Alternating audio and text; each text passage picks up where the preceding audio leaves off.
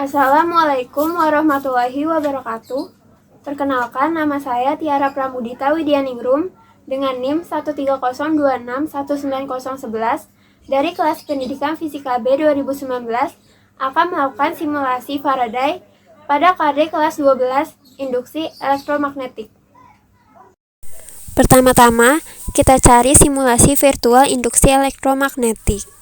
Cari yang dari Kemendikbud, atau kalian juga bisa scan barcode ini.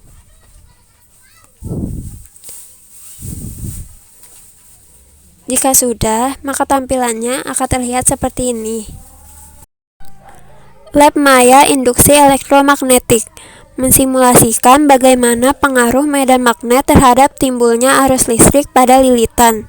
Siswa dapat mempelajari apa saja yang mempengaruhi besarnya voltase listrik.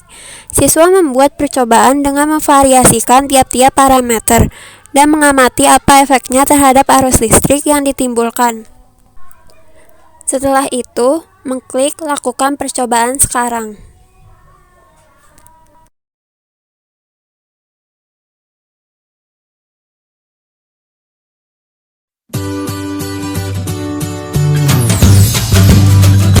Induksi elektromagnetik adalah fenomena munculnya arus listrik akibat perubahan fluks magnetik.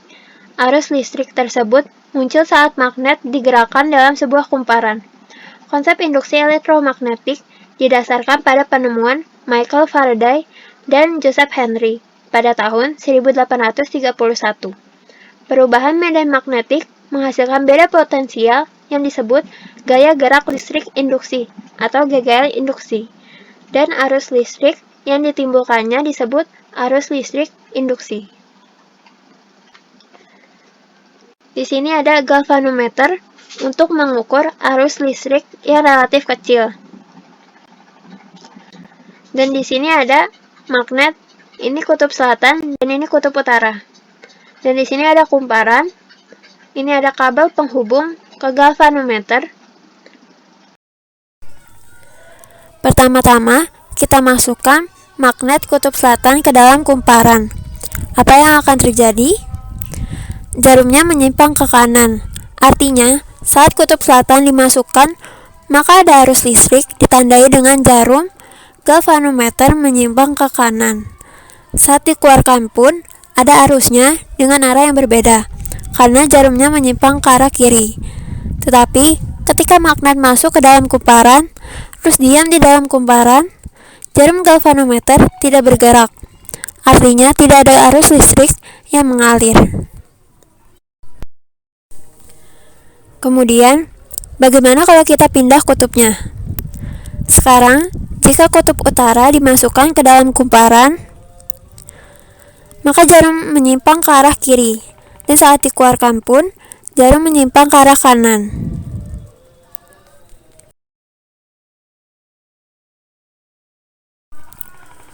Rumus GGL induksi adalah minus jumlah kumparan dikali perubahan fluks dibagi selang waktunya. Nah, untuk perubahan fluks dibagi selang waktu itu adalah kelajuan dalam menggerakkan magnet. Nah, di sini kita bisa ganti jumlah kumparannya. Kita bisa ganti menjadi 500 dan 750 lilitan. Pertama, kita 500 lilitan dulu.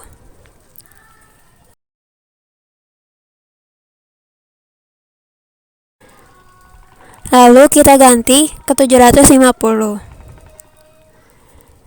Dan ternyata, jika jumlah kumparannya ditambah, maka arus yang terukur pun lebih besar. Artinya, yang mempengaruhi GGL induksi yaitu jumlah lilitannya. Lalu, untuk perubahan fluks dibagi selang waktu itu adalah kelajuan dalam menggerakkan magnet, kan?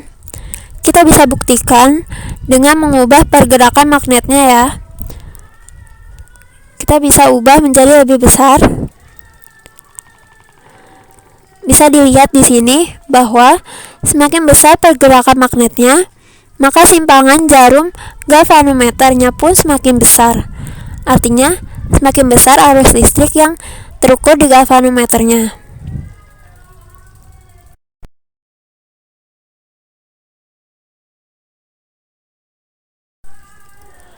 Perubahan flux magnetik itu kan sama dengan medan magnet dikali luas penampang dikali cos alfa.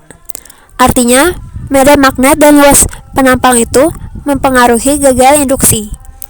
Untuk yang medan magnet, bisa kita buktikan dengan menaikkan kekuatan magnetnya. Kita perbesar kekuatan magnetnya. Terlihat ya ada sedikit perubahan. Jika kekuatan magnetnya semakin besar, maka induksinya pun akan semakin besar.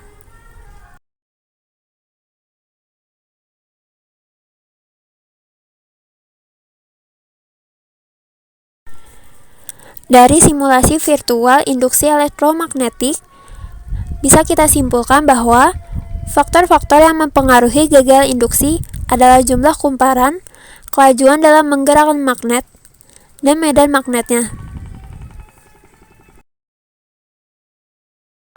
Setelah itu, untuk hasil yang lebih spesifik, cobalah kalian ambil data yang terukur pada galvanometer dengan memvariasikan setiap parameter yang mempengaruhi gagal induksi.